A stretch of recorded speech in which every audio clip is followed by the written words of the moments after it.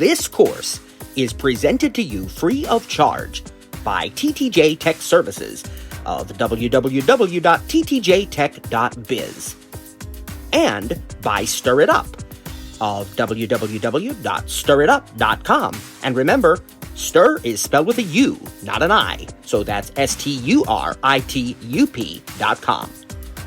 TTJ Tech Services and Stir It Up are pleased to offer this course to you to the glory of God and to the benefit of all those who listen.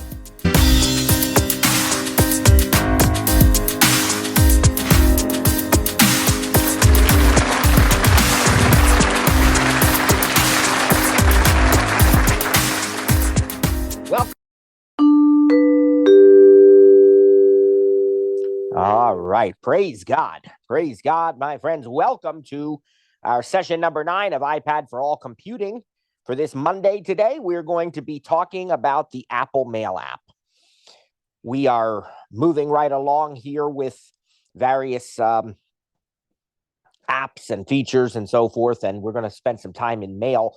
And one of the things that, of course, you'll do in the Mail app, obviously, goes without saying, is you'll compose messages. And so we want to talk a little bit more about the on-screen keyboard. I know we spent a little bit of time talking about the, about that. And in some ways, we talked about the various screen layout. And later on in this course, we're going to introduce you to using mechanical keyboards. But it's really important that I spend a few minutes going back and reviewing the on-screen keyboard here just a little bit more before we actually get into the Mail app in detail.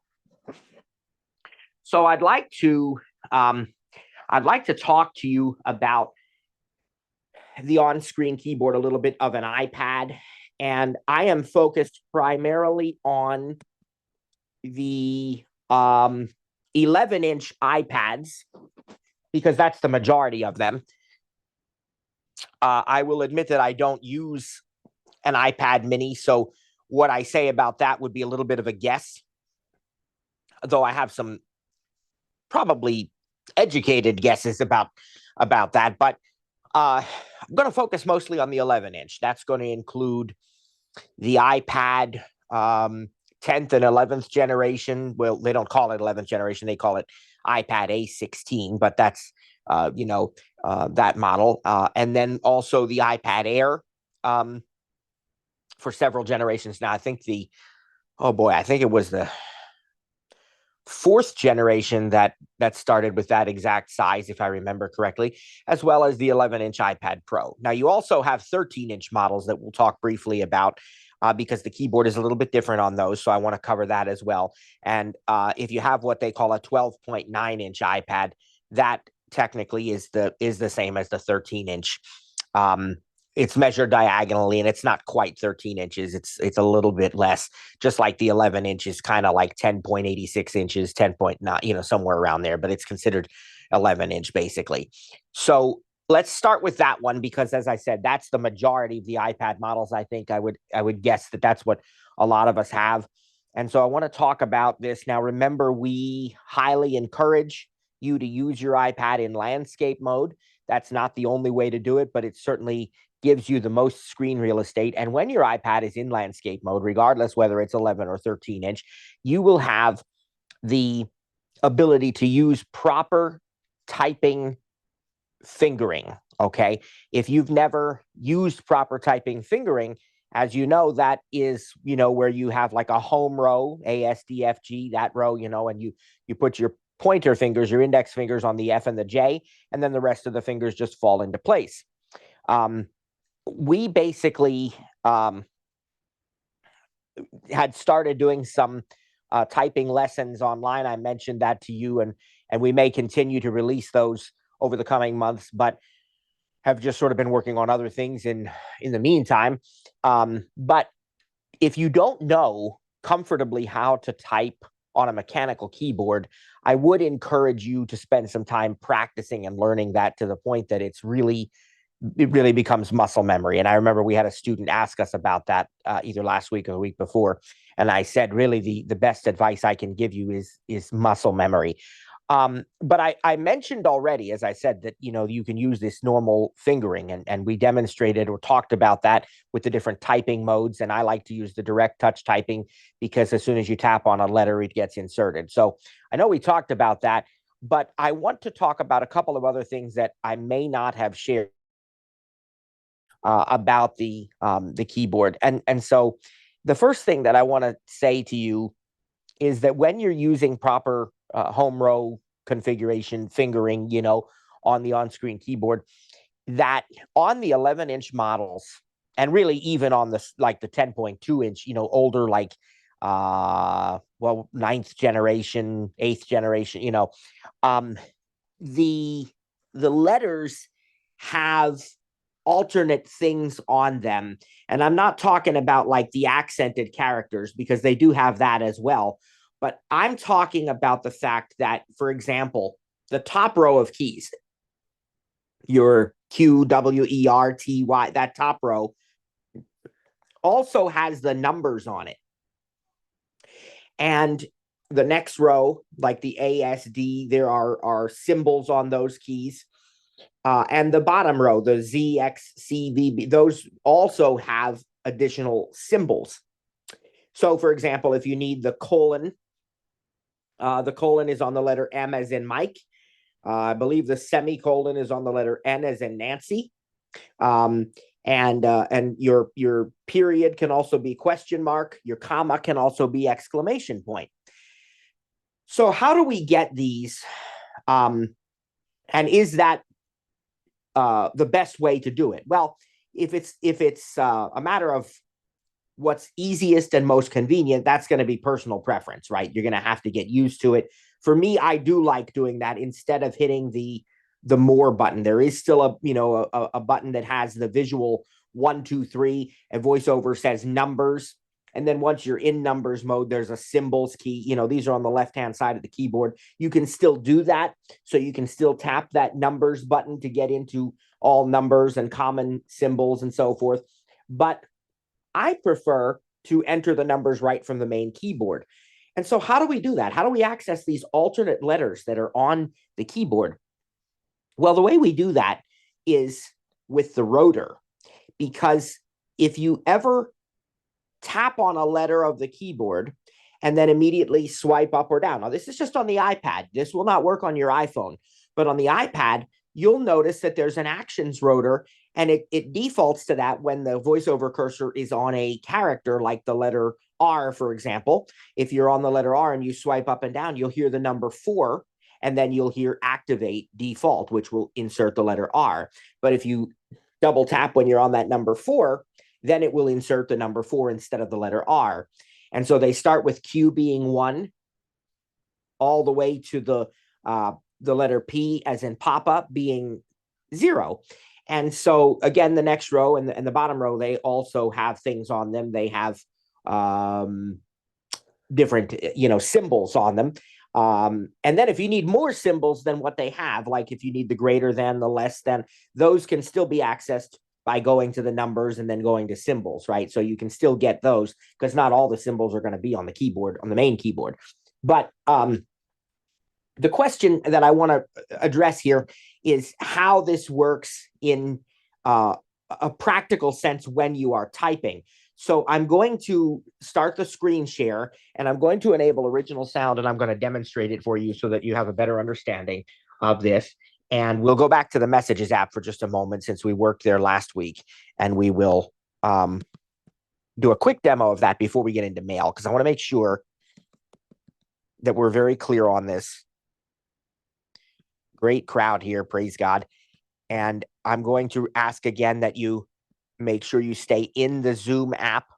Don't leave it, or you will not hear everything, because we're doing a screen share now.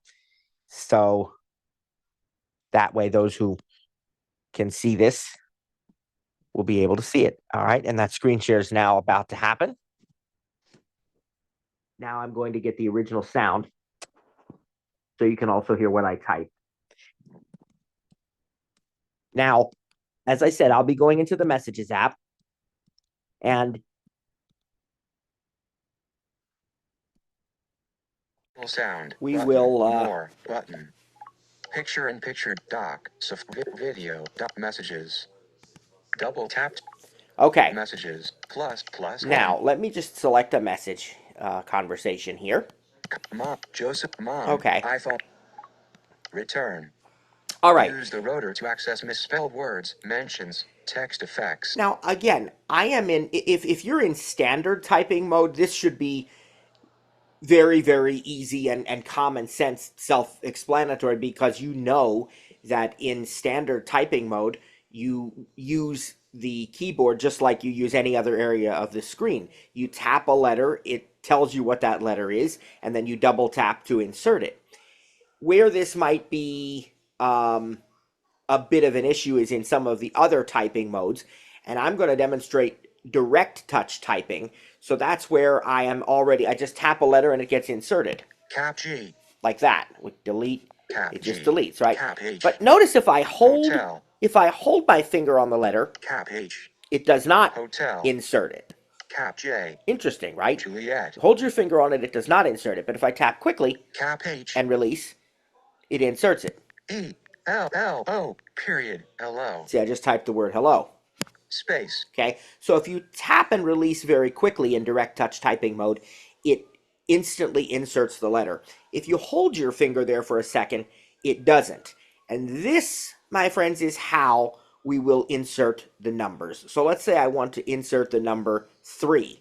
So what I'm going to do is I'm going to tap and hold for it doesn't have to be very long, not more than about a half a second to a second, but I hold my finger on it. Cappy. Okay. Echo. Now, because it didn't insert that letter, but it did put the voiceover cursor on that character, I can now swipe down or up with one finger. I'll go down. 3. And notice it said 3. If I swipe down again, activate default. That would insert the E. But let's swipe down. 3. So now I want to insert that. Now the key thing to do, I have to double tap. But remember that if you tap, that's a quick tap and release. So if I tap right on that letter, what's going to happen? It's going to insert the letter E, because remember, that's direct touch typing. So you can't just tap right there.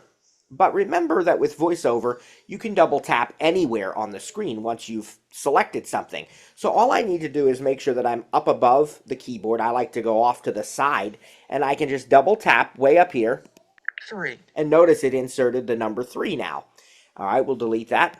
3. Let's try one more. Let's say I want to insert how about a slash? I think that's on the G. Cap B. Whoops, the B is, Bravo. I think the B is the backslash. Slash. No, that's the slash.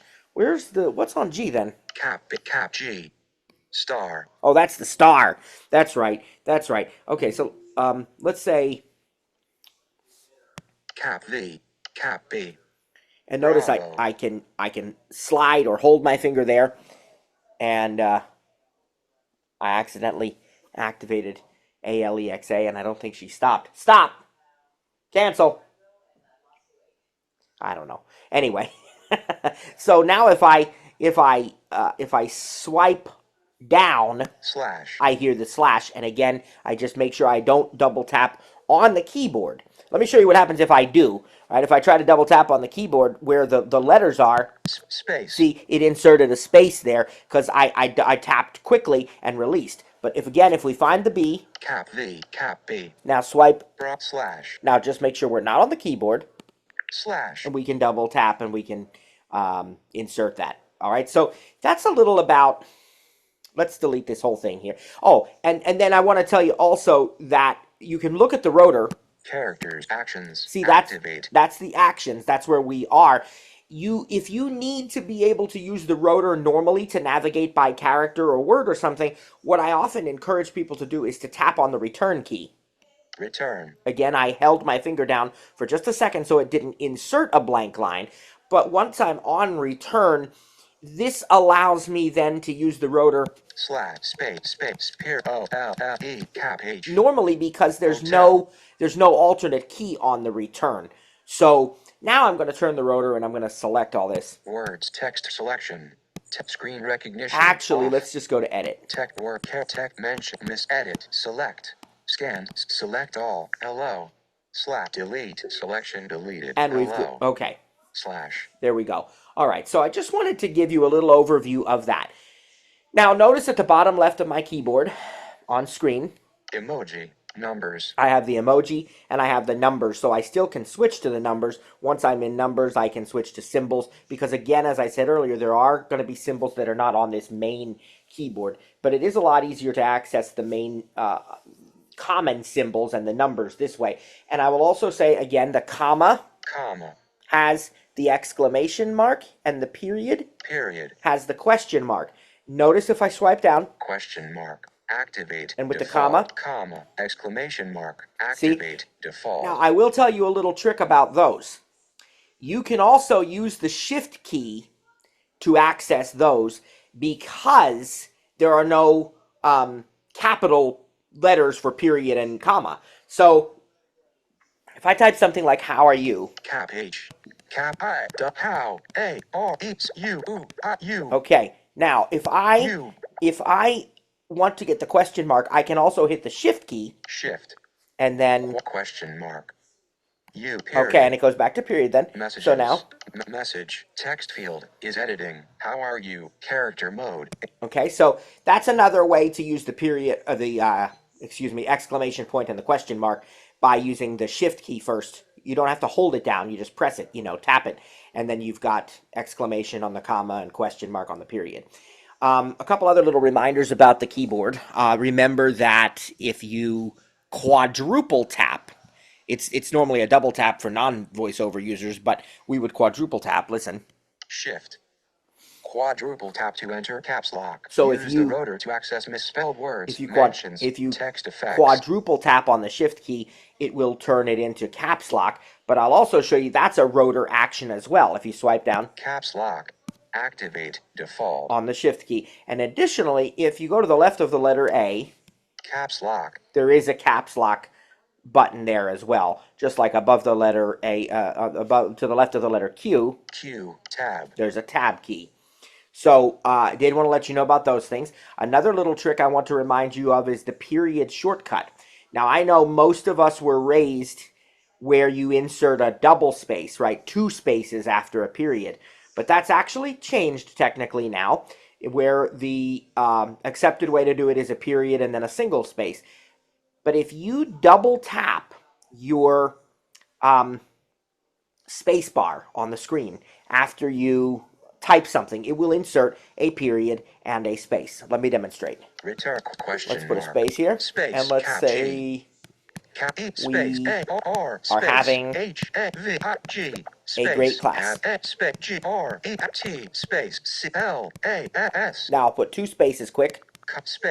And what it did, if you look at the rotor, it put the period there. Message, and a space. Text field is editing. How are you? We are having a great class. Okay, so Character just mode. wanted to show you that. Let's delete that. Text if mention, miss edit, undo, select all. How are you? Selection deleted. How are you? Okay. We are having a great class.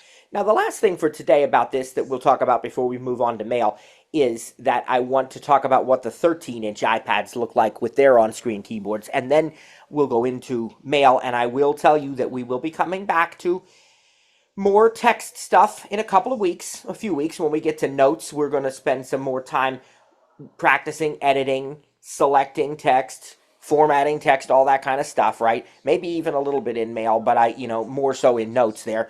But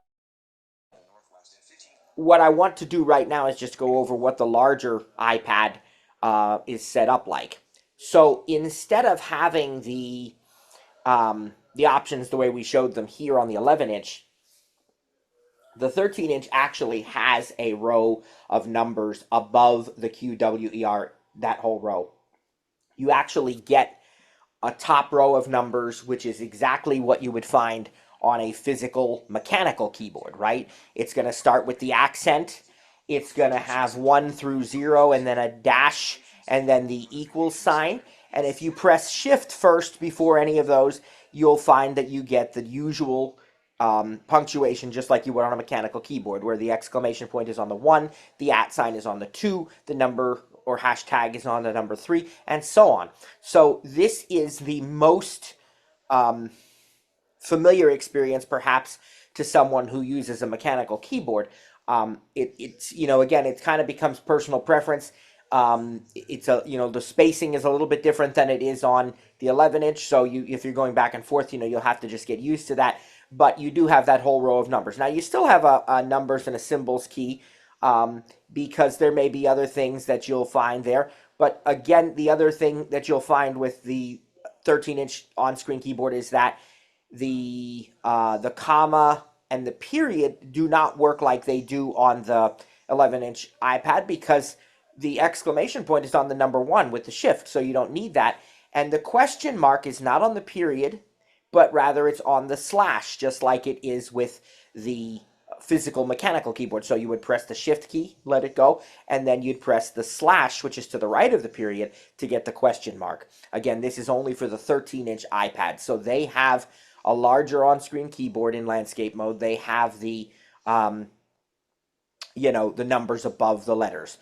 Now, there is one other thing. I said we were going to be done, but there is one other thing, and I'm using the 11-inch here, but I want to also show you, if you tap the letter Q Cap Q. and start Quebec. swiping to the left. Use the rotor tab.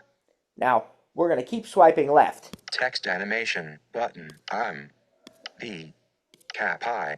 Paste dimmed button. Redo dimmed. Undo button. Dictate dimmed button. Okay, so what are all of those things? Well, the first thing we had was the text animations. Now, another way to get to this is just kind of above the letters U, I, and O, but I just wanted to show you could keep swiping to the left of the letter Q to get to it. And we have this, what they call a quick bar. It's the little toolbar. It can have different things. Sometimes it has your autofill suggestions. In this case right now, what it has is first the text animations, because we're in messages, and then it had three what they call quick type suggestions, or they could be autocorrect suggestions. If you have misspelled something, it may give you some correction options there, or suggestions, replacements. Otherwise, it's going to try to predict what you want to say next. And it had like I and I'm and the word the, because that was at the end of a sentence, or I actually don't have anything in this edit field anymore because we deleted what was there. You also heard it say paste, undo, redo, and dictate. So there is a dictate button up there, even though there's also a microphone icon down below on the keyboard. The other thing is that you have the undo, the redo, and the paste. And notice that a couple of those were disabled right now. We can't paste anything because we didn't copy anything to the clipboard first, so there's nothing to paste. But that button is there on the iPad. It's very convenient. I know we can use our rotor to find paste in edit also, but I actually think this is even easier on the iPad, because that paste button is almost always there in above the edit field or to the left of the letter Q, and so it becomes very, very easy to paste that way. And so I did want to point that out as well. Now again, if you want to know about text selection, we're going to get to that as we go further on in the course, both for voiceover users and for non-voiceover users. We'll make sure we go over how to select and work with text, and so forth. All right, so I wanted to give you that overview today a little bit, and then I want to now transition into Apple Mail. So before we can use the Apple Mail app, the first thing we have to do is to make sure we have our email account set up on our iPad. Now, you already have, if you've been following along with us and taking our advice, or otherwise just already had it set up, you already have an iCloud account on your iPad, and that handles your calendars, your contacts, your notes, your bookmarks, your photos, all these kinds of things. Well, it can also handle iCloud Mail. That is to say, you can get a free iCloud.com email address if you do not already have one. Now, if you go to Settings and go to iCloud, and then if you go to the section that has Saved to iCloud, you may have to tap See All or Show All, but you will find iCloud Mail as one of the choices there. And if it's not already turned on, you can choose to turn it on. And if you've never created an iCloud address, you can do it now. So to be clear, everybody can have a free iCloud.com email address. And it doesn't matter, like if you sign into iCloud with a different email address, like maybe you use Gmail, a Gmail address as your Apple account, what we used to call Apple ID, right? What Apple used to call Apple ID. maybe that's what you use to sign in. That's okay. You can still claim a free iCloud.com email address, and the two can work interchangeably then. So if you sign in with your Gmail account to Apple, um, and then you create underneath that Apple account a free iCloud email address from within the settings, the way I'm describing, you will actually be able to sign into Apple with either email address and have all of your stuff. It's really cool. And actually, then you can have even more, because once you create one, you can create aliases and all that, but we'll get there, okay? Not yet. So you can create this free iCloud email address. Now, the other way of doing it is if you never signed in with a Gmail or something, but you just initially created an iCloud one right away, then you already have it. Either way, though, I highly recommend that you use iCloud email. It is really, really good. Um, and I think it's the best around, really. And I know that Trainer Cliff agrees with me, and you know it's very easy to use. It's push email, so you automatically get notified. There's just so many features to it, and it works great.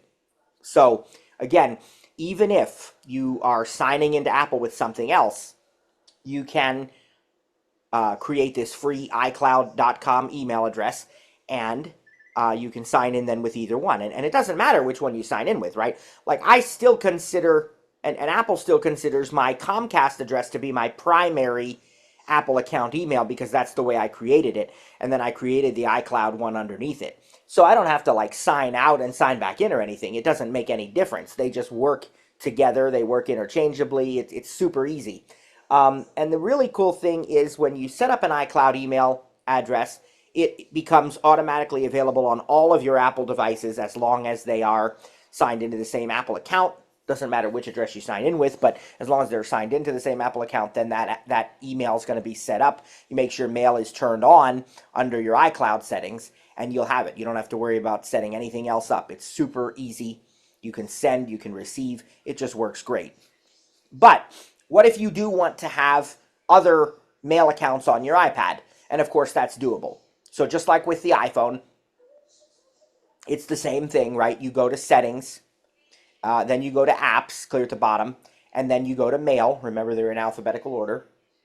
And here you can set up as many email addresses as you want. We'll go into the settings for other reasons probably a little bit later on today, but you can set up as many email addresses as you want, or email accounts as you want, I should say. Make sure you know your email address and password at minimum. Some accounts will require you to enter server information, but these days most will not. Most will be able to figure that out on their own.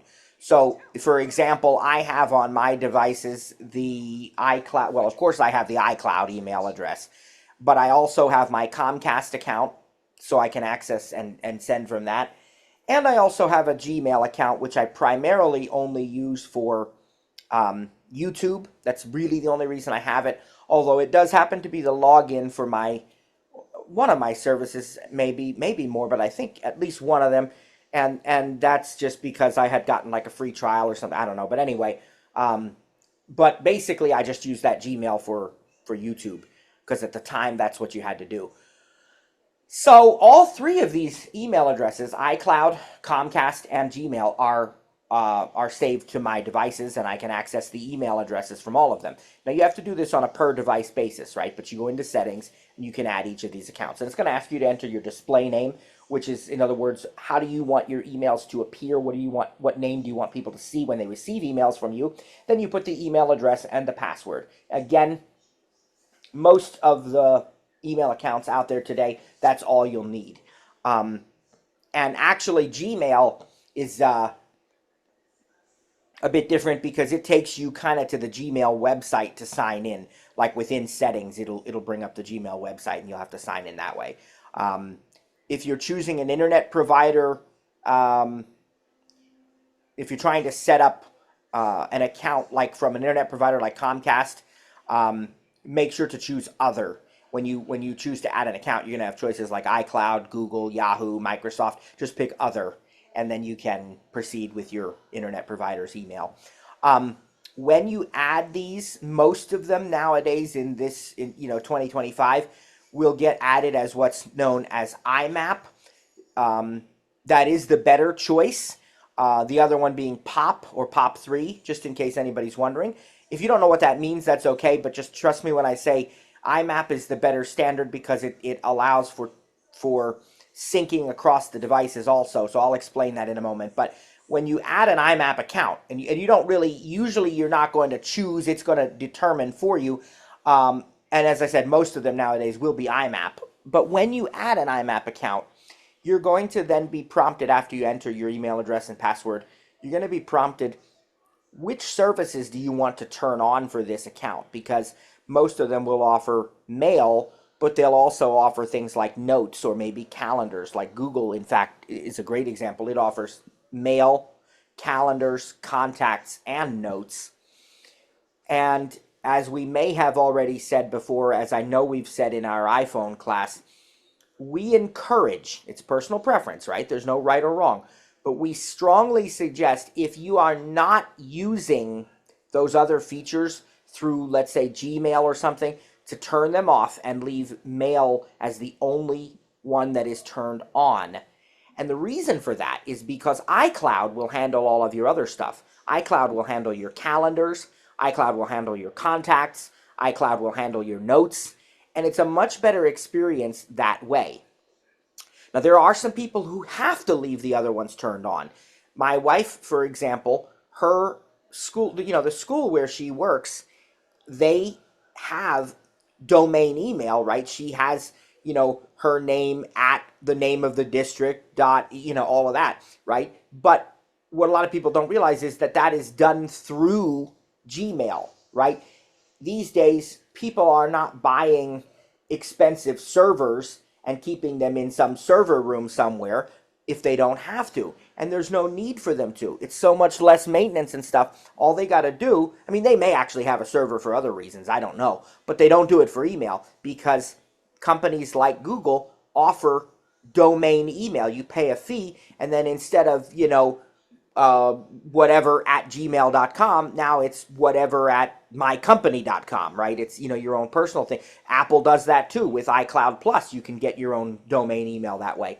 And so in my wife's case, they use, they obviously have domain email for the school district, right? When you email a teacher, you're not emailing the teacher at gmail.com. You're emailing them at the school district name, but it's done through Gmail, through a thing called Google Workspace.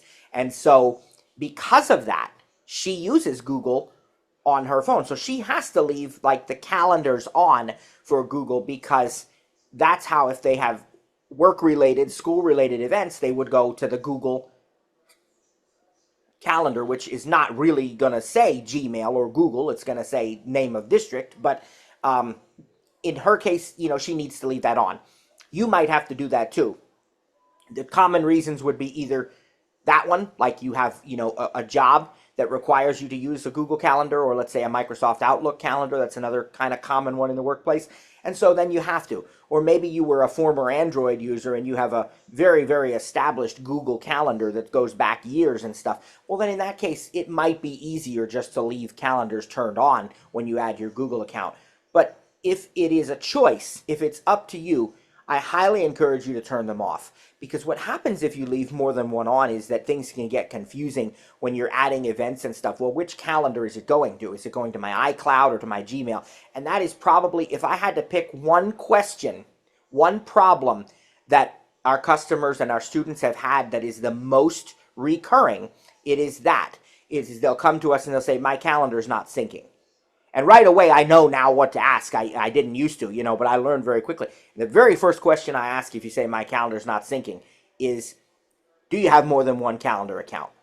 Almost always the answer is yes. And almost always what has happened is one of them is adding to a different default calendar than the other, because you can choose in settings what is the default one, which one gets automatically selected if I don't go in and make the choice myself. And so they add an event and they don't think of checking what calendar it's going to, and it's a different one, and it happens that their other device doesn't have that one, so all of a sudden it looks to them like or they have a calendar hidden. And when you hide a calendar, you don't get the alerts for it either. We're going to learn about that when we learn about calendars. I think that's actually in 2 weeks.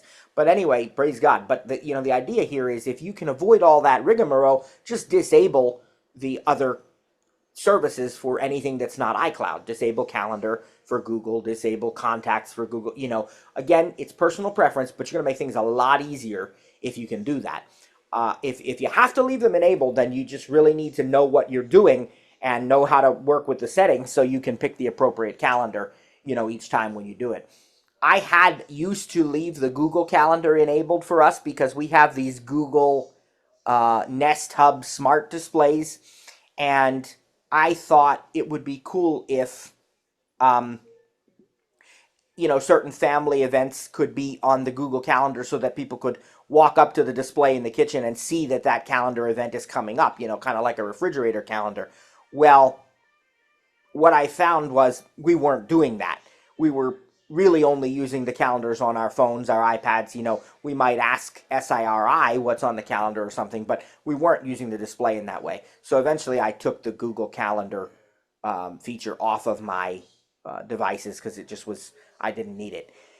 Now, in case anybody's wondering, somebody might also be asking at this point, well, couldn't I also use the third-party app? Like, couldn't I use the Google Calendar app or the Gmail app and stuff? And yeah, you could. I don't think it works as well as the Apple ones, honestly. I like the native apps, and so this method of doing things by adding the accounts under settings allows you to use the native apps. So we spent a little more time on that than I had initially anticipated spending today, but I think it's important because it, as I said, is the most common recurring question we get, the most common stumbling block for people, and you do need to know how to add accounts if you're going to work with the Mail app. So, this being a little bit more of an advanced class, I think that was probably a wise thing to go down that road for a few minutes. Hopefully it's a help and a blessing to you, and you understand a little more now about how the calendar and contacts and all these services work, because they use these email accounts for such things. So when you go to add your accounts now, you'll know, or you can go in and modify an existing one if you think about it now and you say, oh, I've been having that problem, so now you know what to check. A lot of people don't even realize that. I've had customers where I say, are you using multiple accounts for stuff? And they say, well, I don't think so. And then I pry a little bit more and I say, well, do you have more than one email address? Well, yeah, I do. I have a Gmail. Oh, okay. And what happens is they just didn't realize. I'm not blaming them or criticizing them. They just didn't know any differently. Then, they never looked at it, or somebody else set it up for them and didn't explain it. Nobody, went through it. So I said, well, you actually are using more than one account. We can fix it, and then we go in and we decide. And if anybody's wondering, well, I am using more than one account, but I don't wish to, what's the best course of action? Well, you'll have to wait for either the Q&A period or else the help session tomorrow, because it depends on your circumstances what's the best solution, right? If you only have like 3 or 4, let's say, contacts in Google or events on the Google Calendar, I would just say remove that from your device and put them on Apple, right? But if you've got tons and tons of events or contacts and stuff, then you may need to either just let well enough alone and learn how to work with it, or you may choose to import them, and there are apps that you can do that and stuff. So again, there's not a one-size-fits-all answer here if you're kind of already established in that way. Thankfully, praise God, I've been working iCloud ever since I really got into this stuff, and that's where everything's been. So it was easy for me, and we didn't have to think about that. Okay, so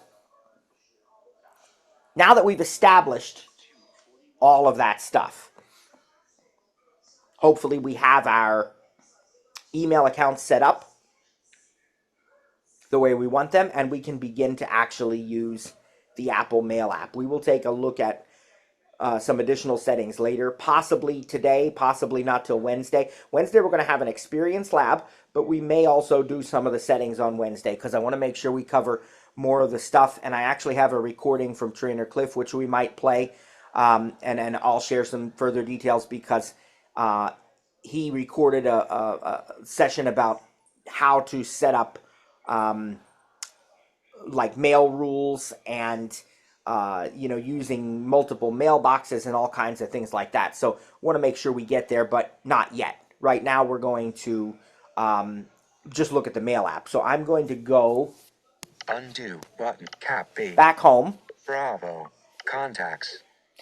Remember, I was in the Messages app. Now I'm Clock. going to go 2:42. Doc. Mail. 81 unread emails. into the Mail app. Double tap to open. You hear the badge there. I have 81 unread messages. I'm going to double tap on this app. Mail. App shelf. Mail. All. One of the first things I like to do is touch the bottom left of the screen.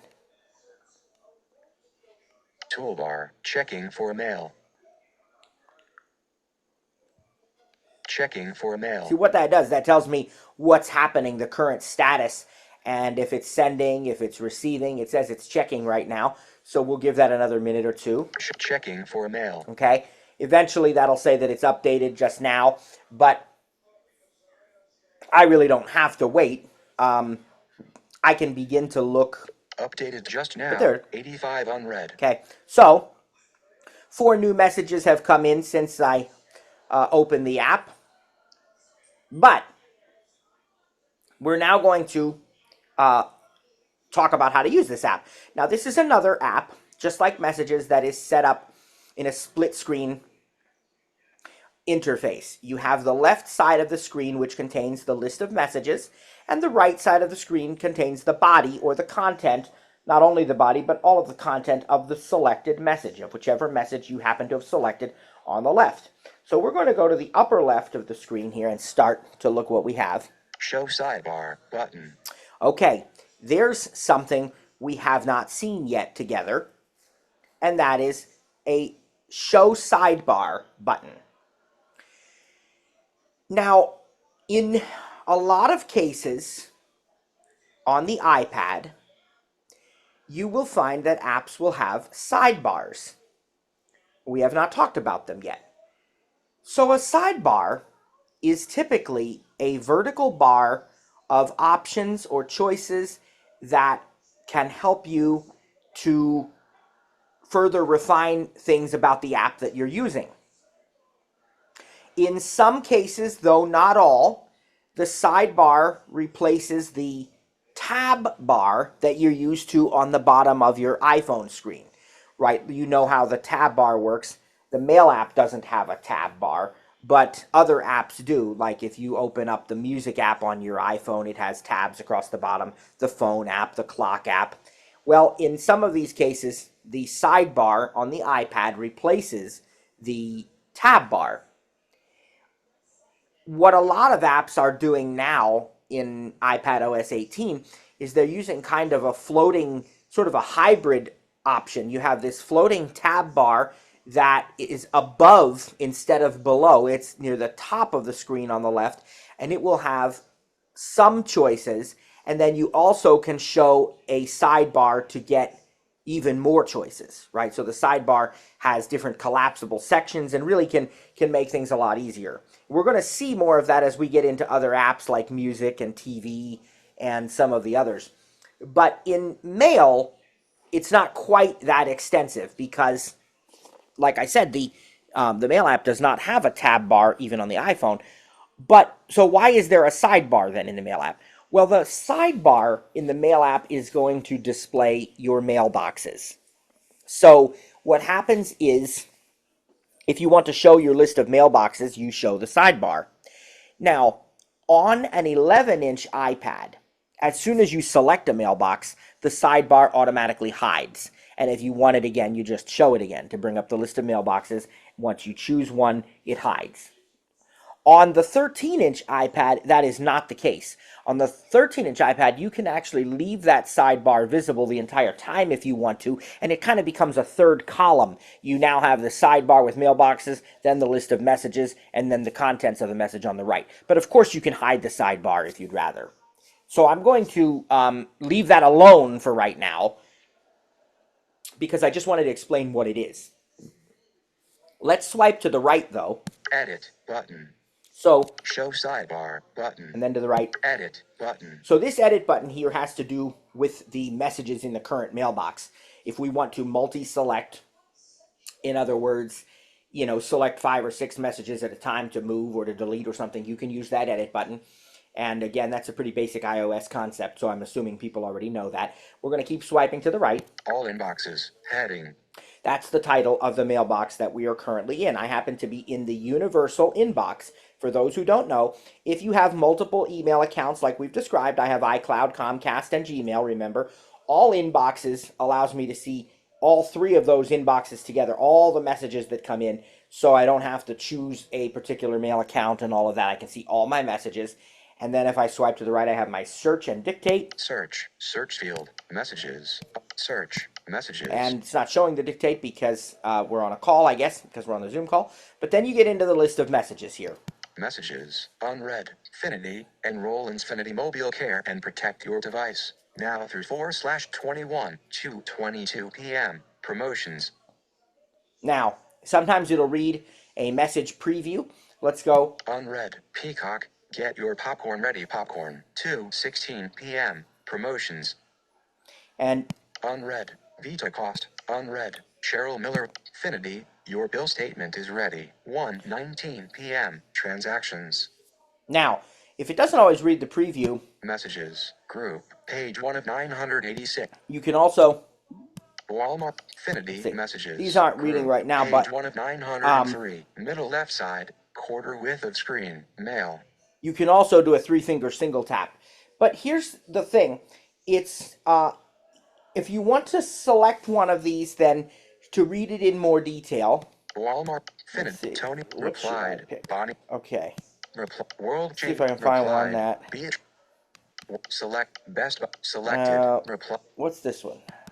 Best Buy. Best Buy. Yeah. Closed. Okay, I could read this one. This is just an ad from Best Buy. So if I double tap it, now notice Selected. Best Buy. Closed fist. It's selected. Best Buy Tech Fest is epic closed fist. 4:38 a.m. Promotions. Okay, it's selected. So now what we'll do is we'll touch the right side of the screen. Remember, we could use containers. We could just lift our hand, and that's what I'm going to do because I know that it's kind of pretty much middle of the screen is going to be the body of the message on the right side. Message content. Cell phones. Link. Appliances. Link. Best Buy Tech Fest. The deals have arrived. Ends Sunday. Link. Image. Shop now. TVs and projectors. Link. More actions. Button. Now, Message content. Copyright. Set Best Buy. Period. 1-800. so I could read this, and if I had an individual message from somebody, that would make even more sense. And then if you look at the bottom right of the screen, very bottom right, Message message map message header message 4 message more actions button. you have this More Actions button. Vertical scroll bar. Vertical And then notice there's a vertical scroll bar, which we can swipe up and down to move through the message if it's very long. More actions button. But just to its left, the More Actions button is going to bring up a menu of a lot of choices for whatever message you have selected. Best Buy. Also inside. Close button. Reply. Reply all. Forward. Trash message. Remind me. Flag. Mark as unread. Move message. Archive message. Move to junk. Mute. Notify me. Print. Block sender. Block sender. Okay. And if I don't want to do any of these, I could use that close button, or I can just sort of Dismiss pop-up. tap off of it. Activate to notify me. Show sidebar. Now, the thing about this is, I know a lot of that stuff is also available in the rotor, but I like to do the More Actions button at the bottom right because there are just more choices that way, and that's just the way that I prefer to do it. You also, when you have the message, like when your voiceover cursor is on the message itself, Message content. Trash. Flag. Reply. Unread. Activate. Default. you can use the rotor for some of those most common actions. Now, what else should we look at? Let's look at the top right of the screen, above the message content. Let's go way up to the top. Picture in picture. Mail. Message content. Forward. Reply all. Reply. Button. Toolbar. Show app. Reply. Button. The first thing on the right is the reply button. Reply all. Forward. Delete. Button. Move. Button. Compose. Button. And the far right Double tap and hold to bring up drafts. is the compose button. So those are along the top right side of the screen. And that is, a lot of those have to do with the specific message that you've selected. The delete, reply, reply all. But also you have the compose button at the far right, which has nothing to do with the currently selected message. It's just there so you can compose a new message. All right, let's jump back to the left for a minute because I want to remind you about the rotor actions on the message when you're in the list of messages. Messages. Replied. Diane. World J. Replied. Tony Knive. Finity. Your new rewards are in. Walmart.com. Finity. Walmart.com. Arrived. Finity. Your bill statement is ready. All right, I already read that. So if I want to delete it, I don't actually have to select it or go into edit or anything else. I can just swipe up with one finger. Delete. And it's the first choice. I just double tap. What else is in the rotor? Drag item. Read later. More. Flag. Mark as unread. Activate. Default. We're just going to delete. Delete. Deleted. Okay. Walmart.com. That's how easy that is. All right, let's see. I like to demonstrate the threaded messages because sometimes people are a little confused about those. See if I can find one quickly. Walmart. World. Replied. Replied. Replied. World. Selected. Reply. QuickBook. Jessica. Finity. Apple Store. See if I can Apple find Store. it. Apple's. T-Mobile. Clip. Best Buy. Vicky Rat. Gail Lore. Flag. Google Store. There's the Flag. flagged one. Orange. H. That's good to know how to do. Again, that's in the rotor if you just swipe down. Mark as unread. Unflag. More. It says Gail unflag, Lord. but you can flag it if it's already been, let's see. Zip back, QuickBook, Google's H&R, Allison, Best Buy, Reply, Cornelia. I was hoping I'd find a Bonnie, Cornelius and Tom. Well, there's one that has two messages. Delete thread, 2 messages. Right. Active. We could show you that, I guess. So if we selected. Now we move over to the right side of the screen and touch the middle of the screen. Message 2 of 2. Cornelius. We're already in a message. We can read that. But notice now, while I have the message there, if I turn the rotor to messages, I can swipe up or down with one finger to go to the first message. Message 1 of 2. And then the second message. Swipe down. Message 2 of 2. And so what has happened here is this is a thread. When you have the same subject, it's part of the same conversation, your messages get threaded. And you can simply turn the rotor to messages. Once you have to double tap on the thread first on the left, the message. And then you touch the right side so you bring focus to it and turn the rotor to messages. You can just swipe up or down with one finger to go through the list of messages in that thread. And if you start swiping to the right to read the rest of the message, the rotor is going to automatically default back to actions. See, watch, if I swipe to the right. Jonathan Mo. Now when I use the rotor with my, swiping up or down gesture. Trash, flag, reply, unread, activate. See, it went back to actions, but I can turn it to messages again. Messages. And I can keep swiping up and down to move. Message 1 of 2, message 2 of 2. Right. Now, if you have Apple Intelligence enabled on a supported device, and you notice that it doesn't seem to want to move beyond a certain one, let's say there's like 6 messages in the thread, and let's say, it only goes to 5 and then it doesn't seem to move any further. That's because there is a summary there that it's trying to show you. And so what you can do is either swipe to the right to get past that, or you can just,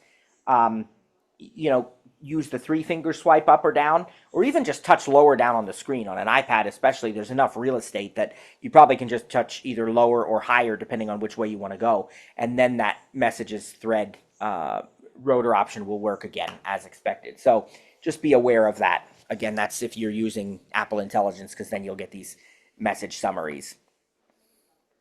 Now, that kind of gives you an overview of the inbox. In my case, it's the universal inbox, but I also double tapped on a message, and then I showed you that if you touch the right side of the screen, that's where you will find the content of that message. I showed you that if you touch the bottom right, more actions button. That's a way to reply, print, all these different things. Now, what if we want to compose a message? So I'll touch the top right of the screen. Picture in picture, video. And that only happens because we're in a Zoom call. You normally wouldn't have picture in picture there. I devices at groups. This message is forward. Compose. There it is. Button. And we'll double tap. Double tap and hold to bring up drafts. Now. To text field. Messages. Selected. Cornelius. Okay. I am immediately placed in the to field. And the message that I am creating is on the right side of the screen. Send. Dimmed. Button. Add contact. Button. To text field is editing. Character mode. Insertion point at start. Now, notice the add contact button to the left. So again, we can look through our contacts, but you know from messages that I like to just start typing the first few letters.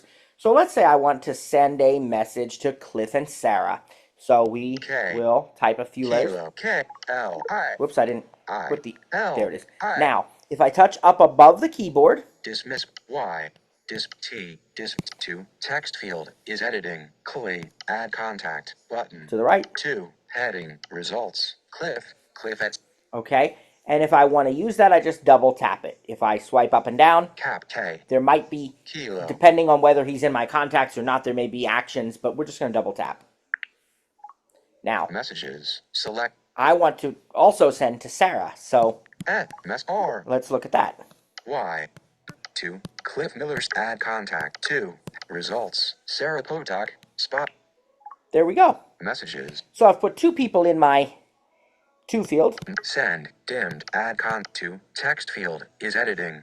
And keep typing. Cliff if we Miller, want to add senior. Cliff if we want to add more people, we can just keep typing. Notice I don't need commas or anything to separate these because I've just double tapped to select one of them, and then I can just keep typing more people. So go to the right. Cliff Miller senior. Sarah Potok. CC/BCC from. Double tap to show more info. This is a button that allows you to show additional options, and you heard what they were. CC, BCC, and from. If you want to change the from address, because remember, you can have more than one email account on your iPad. That's what we've been talking about today. And there is a default one that you've selected in settings or that gets selected for you. And so that one is the one that's usually going to show up automatically. But if you want to change it, you can do that here. Now, sometimes it will know that you intend to send from a different address because you've sent to that person before using a different from address. So sometimes it won't always be the default one, or if somebody sent one to one of your other addresses, it'll use that to reply. But normally, it's just going to default to whatever you've selected in settings. The other thing you can do with this button here is to do the carbon copy and the blind carbon copy, right? So that is how you do that. If we double tap this button, it expands it. CC/BCC from CC text field. Now there's an edit field. Character mode. BCC text field. And then there's another edit double field. Tapped from M. And it's trying to send from my default address. If I want to change that, I can double tap on that from. And messages. Select WordPress. And I can get my whole list of email addresses that I have.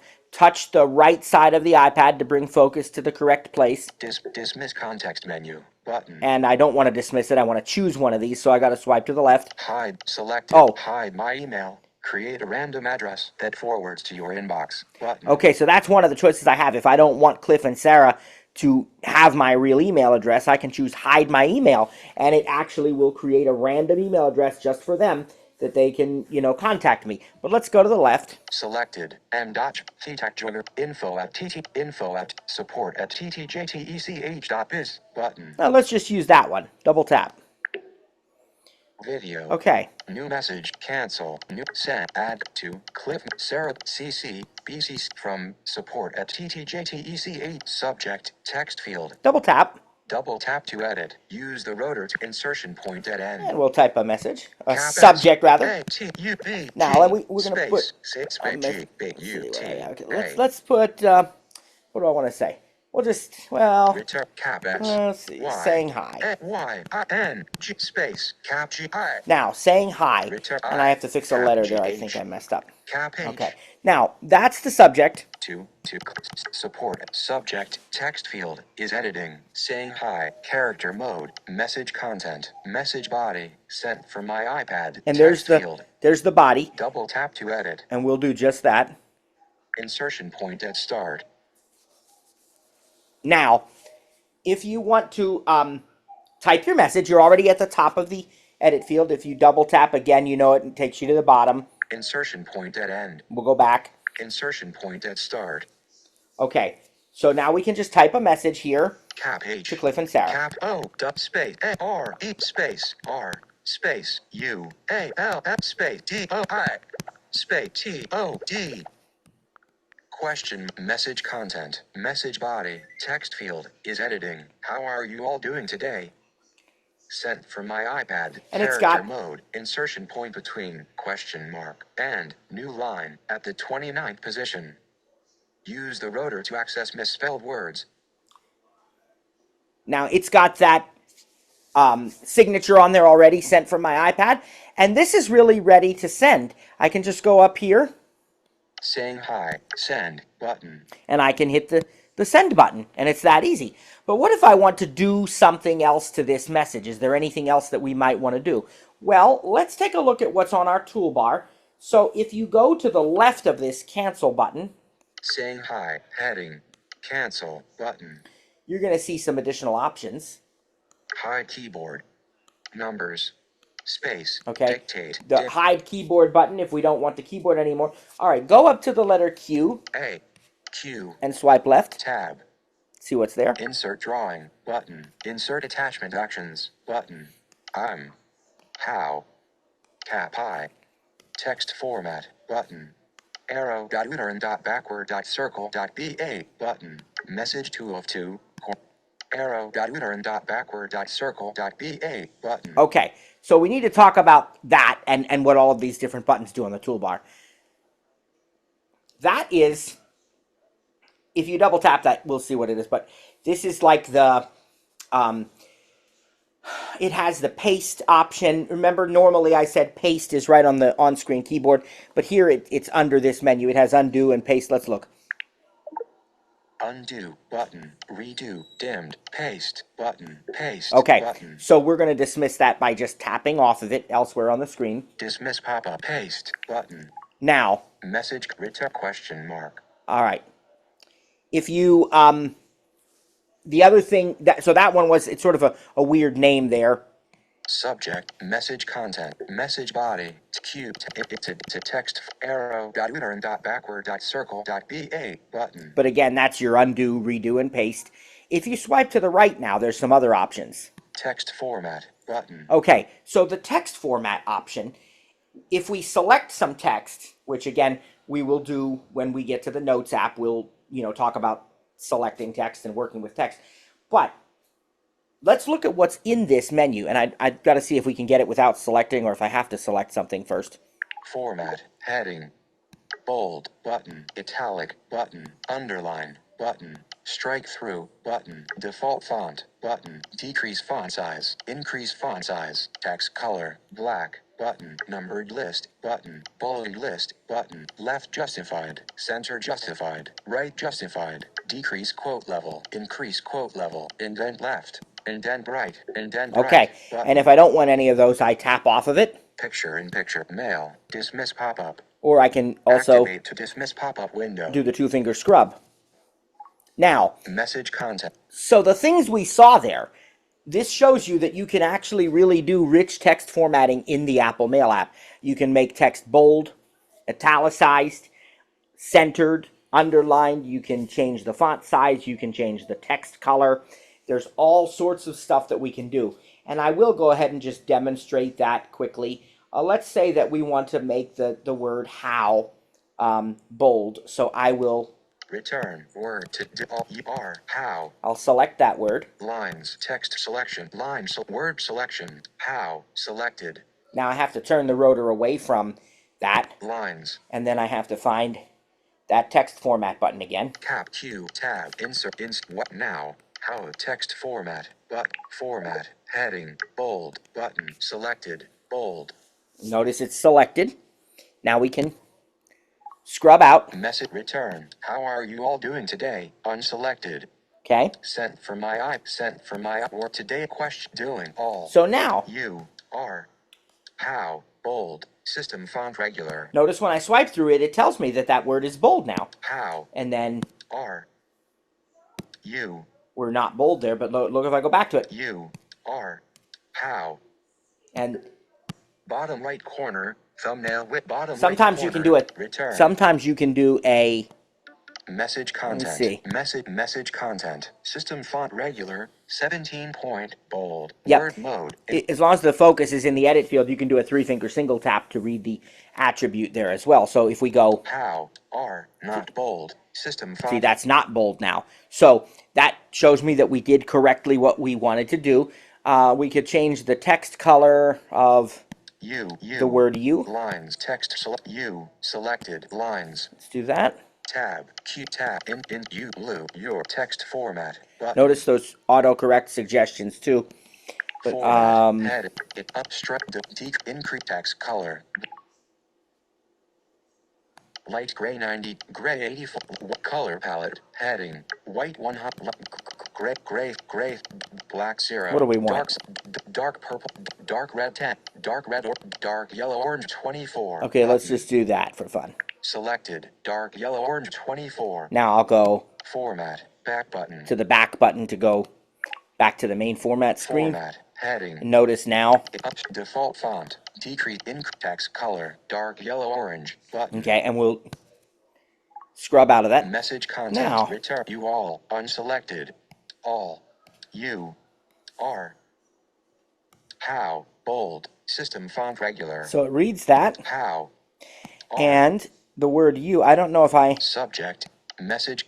Message body. Message content. System font regular. 17-point. Word mode. Insertion point between that one doesn't tell me. The 8th position. Now, some apps like Pages and Notes, I think will... Well, not... Yeah.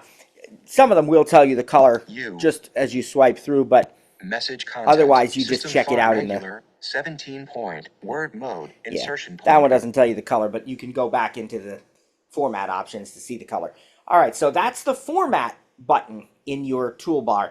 You also have some other things. Let's go back here again tab. To the left of the Q in the tab. Insert in your arrow text format button. Then you have your quick type or autocorrect suggestions. Yours. Now go to the right. Insert attachment actions button. You have insert attachment. Insert drawing button. Insert drawing. Tab. And that's it. So insert drawing is going to allow you to actually draw and sketch and so on with an Apple Pencil, if you have an Apple Pencil with your iPad, or you can use your finger. The insert attachment, there's quite a few actions in there, so I want to show you those. Let's go into that menu. Insert attachment actions button. Photo library. Take photo or video. Take photo or video. So the first thing you get is take photo or video. That means I can use my device's camera to immediately take a photo or video right now that's going to go in this email. Photo library. I can access my photo library to attach a photo or video to this email message. Scan document. We can scan a document, which would scan in as an image attachment. Scan text. We can scan text, which would actually use OCR to scan the text in here into this message as searchable, editable text. Attach file. We can attach a file from, let's say, iCloud Drive, for example. Any file you want to attach to your message. Attach file. And that's it. So we'll swipe out of that. And speaking of email attachments, if you attach a file that is too large for your internet provider's requirements, Apple will allow you and ask you if you want to use MailDrop. And MailDrop will upload the file that you're trying to send to iCloud, and it will give the recipient a link to access that file. Now, the file only stays there for 30 days, so it's not going to permanently take up your iCloud storage, but it'll be there for 30 days, and the recipient can access it, anytime within that window of 30 days. So it'll just send them a link instead. So again, if you send a file that's too large, you don't have to worry about it. Apple Mail will just prompt you when you send a message. It'll say, do you want to use MailDrop? Very, very simple.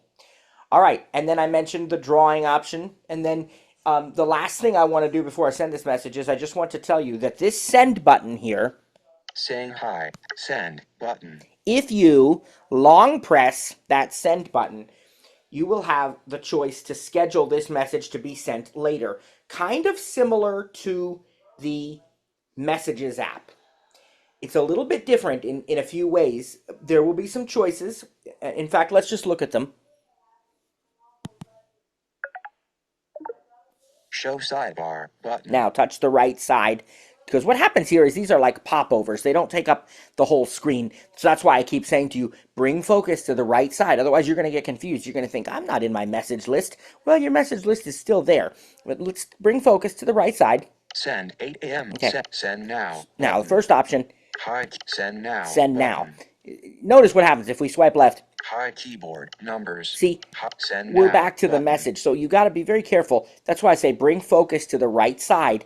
So send now. Then you have Send 9 p.m. tonight. But send 8 a.m. tomorrow. Button. so 9 p.m. tonight, 8 a.m. tomorrow, Send later. Button. or send later, which allows you to schedule the message at a time of your choosing. Dismiss context menu. And we'll Button. do that. We'll dismiss the context menu. Message Again, usually you can also scrub out of those or just tap off of them and it'll say dismiss pop-up and then you can double tap.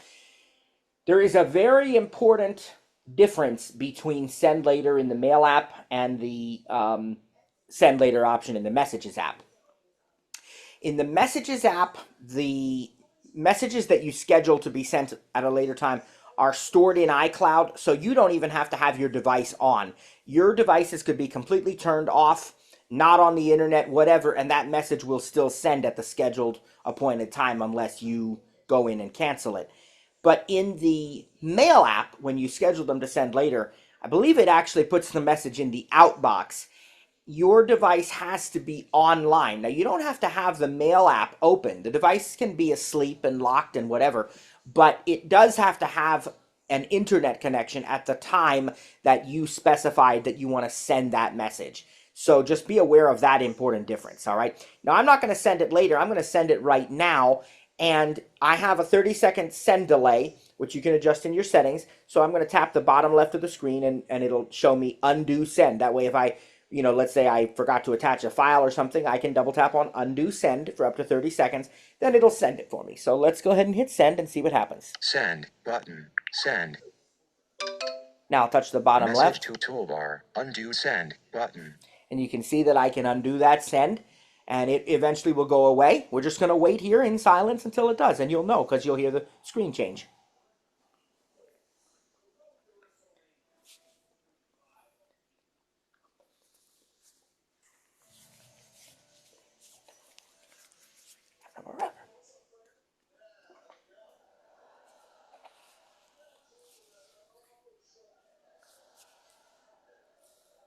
Updated just now. Look at that. There it is. All right. Praise God. It sent the message. It went out. And, we'll see if they reply.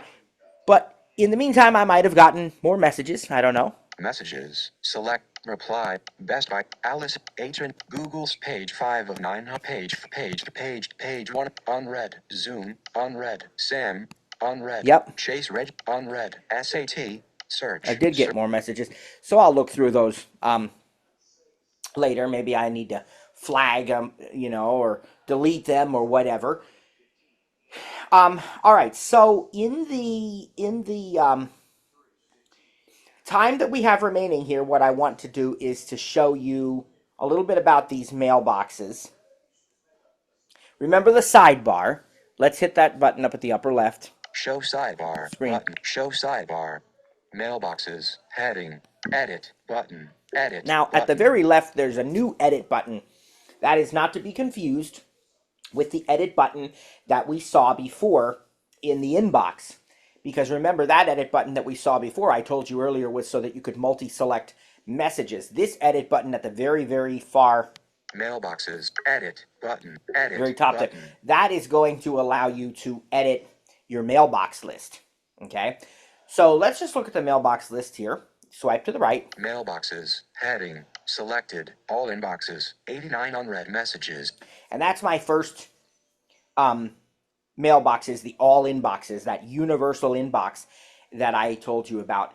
And you heard that it's selected. If there's anything you don't want to see, you can deselect it. Selected. All inboxes. All inboxes. Let's go to the right. iCloud. 5 unread messages. Comcast. 85 unread messages. Gmail. No unread messages. Now, Those are the individual inboxes for the 3 accounts that I have set up on my iPad: iCloud, Comcast, and Gmail. Let's go to the right again. VIP. Okay. Flagged. 352 unread messages. I like to flag messages that are important because I can go through that list of flagged messages and go back to them and look at them later. And so I'll flag things that maybe have like tickets in them that I get by email, or other important information I need to take care of from a customer or a student, or a company transaction or something. I just choose to flag it. And actually, if you do the flag from that more actions button that we showed you before, you can actually change the color of the flag. If you just use the rotor on the left-hand side, it puts an orange flag. But either way, this is how I can flag my messages, and I do like to use that. Unread. 91 unread messages. So if I only want to see, these are what are called smart mailboxes. You say, well, I don't have these. Well, I'm going to show you how to get them in a minute. But this is the unread smart mailbox. So everything that's unread is in that and nothing else, right? So that's useful for me. Attachments. No unread messages. Oh, I like attachments. Somebody says, I sent you an attachment last week. Did you get a chance to look at it? I said, well, let me go pull that up. Well, I don't have to go through all my messages to find it. I just go to the attachments smart mailbox, which only has things with attachments, right?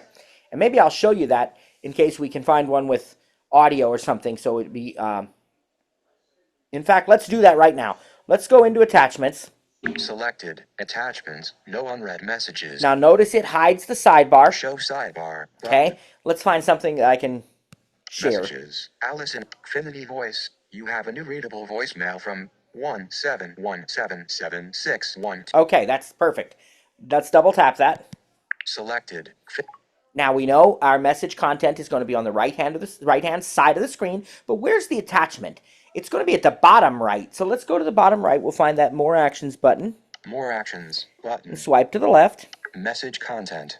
17177612633 underscore 18146529966 underscore 1742149869000. Now I know that's a lot. Don't worry about that. .wav 49 kilobytes. That's what I wanted you to hear.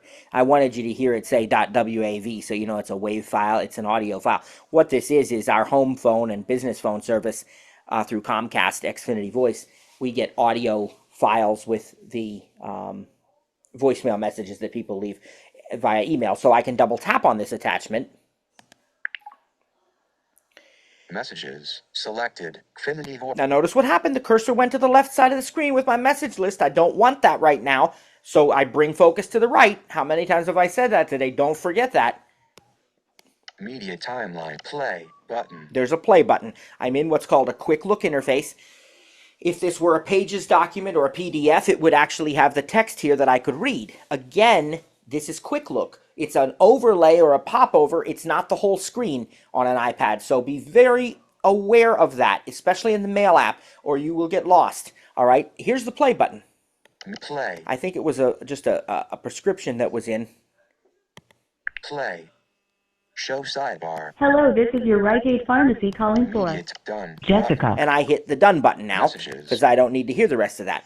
But that's what it was. It was the Rite Aid Pharmacy, and I was able to hit the done button. You had a timeline in there. Let me show you what else you had, too. Message content. Messages. Media 0 seconds elapsed. Media timeline. Media play. Done. But play button. Share button. You also have a share button. We haven't talked a lot or maybe at all about share sheets in this class yet, but a share sheet is where you can get all kinds of ways to either share the file with someone else or open it up in another app or save it to your device or to iCloud. So let's just show you what's in this share menu for this WAV file. Cliff messages. All right. Audio audio recording middle dot 49 kilobytes. Now, audio. The first thing we'll notice is there's a bunch of sharing suggestions, either people I've recently talked to or people that it thinks might be relevant based on behavior, based on file type, all that stuff. If it's a photo, it might try to find the people who are in the photo and suggest them. So the first section of your share sheet is the list of sharing suggestions. And this is not the only time that we're going to talk about this, but I'll just go ahead and show you this. Cliff, Carson, Mom, Jessica, George, Jeffrey, Kale, Linda, Fred, Buck, Kylie, Thomas, Viola, AirDrop, button. Now I have the next section, and it begins with AirDrop. AirDrop, if you don't know, is like close proximity file sharing, peer-to-peer. Two people who are in the same room or very close proximity. They don't even have to be on the same Wi-Fi network because the devices will automatically create a little ad hoc Wi-Fi network. You just have to have Wi-Fi and Bluetooth enabled and be signed into iCloud. And of course, both people have to be Apple users. You have to have AirDrop enabled. But you can see that AirDrop is a choice here. And then if I keep going to the right, Messages, mail, notes, button. now, those Notes are pretty button. common options: messages, mail, and notes. I can share this file that way, send it in a message, send it in an email, save it to notes as an attachment, create a new note with it, or save it to an existing note. Freeform, button. Freeform, we'll learn about that app later too. ChatGPT, Amber, button. Now, I don't know why I would add this to the Amber app because that's a recipe app, but apparently it supports audio files. Video converter. Okay, button. here's a video converter. Backpack, button. That's an audio app. Clips, button. That's a video app. Ferrite, button. That's an audio app. iMovie, button. That's a video app. More, button. So it's giving me audio and video apps that will accept this type of file, and it will import it into those. So if I want to work with this more, like for example, Ferrite is a high-end audio editor. If I want to work with this audio file in Ferrite, I can do that. If I want to work with it and put it into a movie, I can put it into Clips or iMovie. And so, those are choices there, I guess, for that reason. And then, again, it's just going to depend on what kind of file it is. If somebody sent you, a, certainly if somebody sent you a Pages document, then Pages would be a choice. But also, even if they sent you like a Microsoft Word document, Pages would be a choice you could save it to. If they sent you a PDF, you could save it to Apple Books, so Books would be a choice. Just depends on the file type. But then to the right of this, and More would have even more options in it. But go to the right.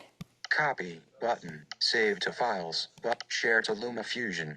Download file, edit actions, button. And by the way, if this were a file like a Pages document or a photo, it would have print as an option too. So you could print out the file, but being an audio file, that's not going to have that. But it does have save to files. Shared, save to files, button. So if nothing else meets my needs, if there's not a specific app here that I want, if all I want to do is save this to iCloud Drive or something, I would choose save to files. And again, we're going to learn more about this in the coming weeks, but I just want to go ahead and give you a little preview of that today. Picture in picture. Now, mail. What we'll do is scrub out of this. And Messages. now I'm back in the message. Media play. But I'm not only in the message, I'm still in that quick look interface, so I need to swipe over to done. Done, button. Okay. Messages, message content. Now I'm at the actual message again. We were looking through the list of mailboxes, and I just wanted to take you down that little side road for a minute to show you how to view attachments, because that's a question that people ask. Well, how do I, open an attachment, and what do I do with it once I get it? And a lot of people ask the question, well, how do I save email messages? Well, really, your email messages just stay in the Mail app. You don't need to save them anywhere else. I mean, if you really want to, you could do something like copy the text and paste it into a note or something. But I just leave the messages on my device that I want to save. If they're really important, I flag them. We're going to learn how to make mailboxes, so we could even do that. But then you definitely can save the attachments outside of the Mail app in the way that I've just shown you. Let's go back to the list of mailboxes again.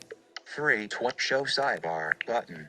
We were on attachments. Unread, selected, remind me. There's a remind me. Follow up, 2 unread messages. If I've sent something and waiting for a reply, or somebody might be waiting for my reply, those will show up in follow up. Send later. Send later, that's where it puts the ones not in the outbox, but in the send later. I guess that makes sense.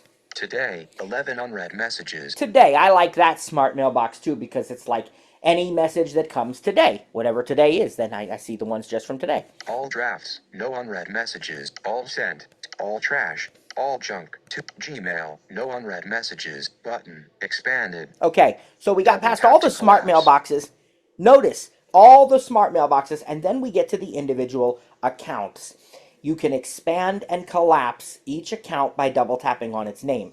Notice that Gmail is already expanded. Let's pretend I want to collapse it. We'll double tap it.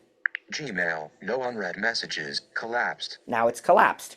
Let's go to the right. iCloud, 7 unread messages, button, expanded. Now that one's expanded. Double tap to collapse. I want to leave that expanded and I want to look at it. So go to the right. You can see all my iCloud mailboxes. Inbox, drafts, sent, junk, trash, nope, archive, nope, Comcast, 85 unread messages. And then we get to button, Comcast, expanded. which is also expanded. So that's how you pick a mailbox. And I'm just going to go, well, I'm not actually yet. I'm going to show you one other thing. In this menu, in this list of mailboxes, remember at the very top, there's an edit button. Mailbox, mailboxes, edit, button. And if we open that up. Done. So you say, I don't have a today mailbox. I don't have an attachments. I don't have a, an unread. Well, you do. It's just that they're not turned on. You have to go into edit and then select the ones you want. So let's swipe through some of these. Selected, all inboxes, reorder all inboxes, selected, iCloud, selected, Comcast. Notice this is also how you reorder those with those reorder handles. You know, you double tap and hold on the reorder handle and you drag up and down to move it. But let's keep going. Reorder, selected, Gmail, reordered, selected, VIP, selected, flagged, selected, unread, 90, to or CC. So if I want to see a smart mailbox called To or CC, I can double tap that to turn it on. If I don't want any of these that are already turned on, I can turn them off also with the double tap. But I don't want that one. Selected, attachments, okay. No unread messages. There's the attachments mailbox. That is the one that I showed you. And if you see it in your list and it's not already turned on, you just double tap it and then it becomes part of your mailboxes. So these are the smart mailboxes. They're just already here. Reorder, thread notifications. Thread no notifications. Messages, selected, remind me. Right?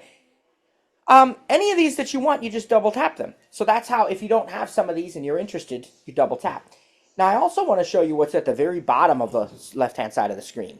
Toolbar, new mailbox, button. New mailbox. If you want to manually add your own mailbox, you call it, technology or recipes or family or work, or, newsletters, whatever you want. You can create a mailbox, you can name it, and you can even pick which account it goes to. So when you create a mailbox, there's going to be an option in there for which account that mailbox gets created under. And so you create the mailbox, you pick the account, and then that mailbox also becomes part of this list and part of your list of mailboxes. Once you've created a mailbox, it's easy. Let's go ahead and hit Mailboxes, done. Done. Button. Edit. And let's hide the mailboxes by picking one. Comcast, iCloud, edit, all inboxes, selected, Okay. all inboxes. Now, 93. what I have here, let's say I have a message that, Unread, Sarah Potok. okay, there's a reply. Unread, Sarah Potok, saying hi. Unread, SAT, unread, DY, unread, Duolip, unread. Well, Cheryl, search. There it is. Sarah Potok. I noticed Cliff didn't reply. Look at that. I tell you, extra points for Sarah. Now, saying hi, 3:16 p.m. Hi back. And oops, I hung up the Zoom call. Oops. Go figure. Oh. Sarah sent from my iPhone. Okay, it read the preview. I can double tap it. Selected, up. And it's also on the right. Greater than wrote. Oops, hi back. Sarah sent from my iPhone on March 17th. And there's my message. So you can see, there it is. Now, if I want to move this message, again, I can use the More Actions button, but I can also use the rotor. Selected, Sarah Potok, mark as unread, flag, more. Excuse me. If I hit More. Sarah Potok, close, reply all, forward, trash message, remind me, flag, mark as up, move message. Move message. And if I have a mailbox that I want to move this to, or if I accidentally delete it and want to move it back to the inbox, or again, if I just created a custom mailbox, I could move it. I just choose the move message option. Monday. Swipe out of that because I'm not actually going to do that. But if you want to, you choose move message, and then it will give you the list of mailboxes that you have available, and I can move it to the message to the mailbox that I've just created. So that's how easy it is to use both smart mailboxes which are automatic. They aggregate messages from whatever, like today, or the messages with attachments, or the unread messages, and so forth. And then the other option being I can create my own mailbox, and I can manually move a message to it, like I've just shown you. Now, on Wednesday, before we have our experience lab, we are going to talk about, and I'll probably play the recording from Trainer Cliff, we will show you how to set up custom mail rules so that messages automatically get moved to custom mailboxes that you've created. So, for example, you could have a setup where you create a mailbox called recipes, and every message that comes from Food Network, All Recipes, and Epicurious automatically gets put into the recipes mailbox when it comes in. There's nothing for you to have to do. But you could even take it a step further. You could have any message that has the subject line of delicious, or the word delicious in the subject, or the word dinner in the subject, or the word recipe in the subject, would automatically get moved to that recipes folder or mailbox as well. So there's some real advanced stuff that we're going to show you on Wednesday, and you'll get to see how to do that. The other thing I just want to go back to before you might hear our puppy for a moment, but it won't be long. That's my daughter just coming in from school. Missed you. How you doing? Good. Be right in. So the other thing that I'll just point out then is, very quickly before we go to the other instructors and your questions, I showed you briefly, but I just want to go back to that hide my email feature. That allows you to create a random email address whenever you're sending something, so that you don't have to give somebody your actual email address. And if you ever find an edit field on a website that says, you know, subscribe to this newsletter and get 10% off your first purchase or something, you can open that edit field and you'll see above the keyboard that hide my email is one of the choices. You'll have your normal email address, but also hide my email is there. So again, you don't have to provide your real email address, but it's going to forward to your real email address. So you don't have to do anything special to check it. You know, it'll forward to that email when people send to it. The other part of this, let's see. So I did hide my email, and I think I was trying to think if there's anything else that's really that I'm forgetting. We showed you how to send later, and I think that's very useful. The other part of this that again I'll just touch on is, when you create an iCloud.com email address, you can have up to 3 additional email addresses at iCloud. They're known as alias addresses. What happens here is I can go into my settings, and we'll probably look at that on Wednesday as well, but I can go into my mail settings. You used to have to do this on the web at iCloud.com, but not anymore. So I can create alias addresses at iCloud.com right in my settings. I can have up to 3 of them. Messages that come to those email addresses get automatically forwarded to my real iCloud.com email addresses, but I can send from them, so I don't again have to give people the real one. So maybe I have, my full name at iCloud.com. That's the primary one. And then maybe I have I don't know, let's say I'm a part of a book club or something. I could put I don't know what I would say for a book club email address. Reader Matt at iCloud. I don't know. You get the idea, though. You can, separate ones for different reasons. You can have up to 3, and there's nothing you have to do that. That's free. That's included. There's no payment for that, and the setup is extremely easy. You can turn them off, turn them back on anytime you want to. In addition to that, you can have your own domain email as well. And I think each domain you add can have up to 3 email addresses. But that does require iCloud Plus, which is a paid service, of course. And there's 2 ways to get your own domain email then. If you already own a domain, you can go into your domain settings wherever you own it at your domain registrar website, maybe like GoDaddy or something, and you can configure the domain name server records to point to the correct information that iCloud needs, and then you can use those with iCloud Plus. And Apple gives you the details that you need. The other way you can do it is you can actually purchase a new domain through Apple, through your settings, and they use a company called Cloudflare.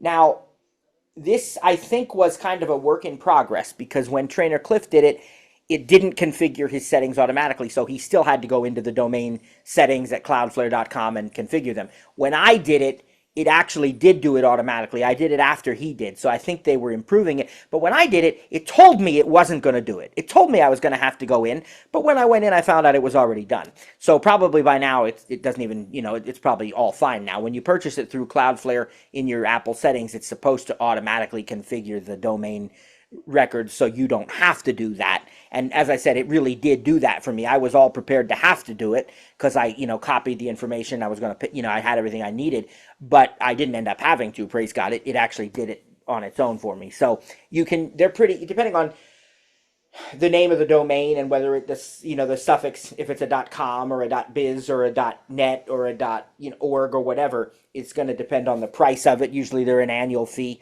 I got a .us one for like $8 a year or something. So not very much, but again, that's kind of how that all works. So you can have your own domains. You can have just aliases at iCloud.com up to 3 plus the primary email address. And what's nice also is any of these email addresses that are registered with your Apple account, whether they're domain email, whether they're alias email, iCloud primary email, all of these also work with iMessage. So if you use the Messages app, you can give somebody that email address instead of your phone number, but they can send to it just like they would send you a message to your phone number. So that's a nice advantage also.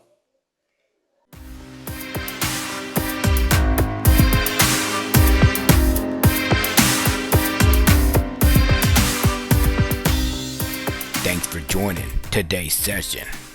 Didn't get your question answered? Have an additional comment or feedback? Email us info@ttjtech.biz or info@stiritup.com. And remember, stir is spelled with a U.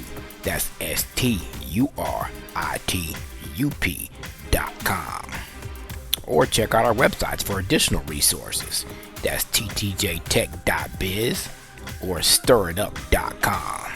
And remember, subscribe to the newsletter when you're there. That way, you don't miss out on any upcoming announcements or events. Thanks for joining us. God bless, and see you next time.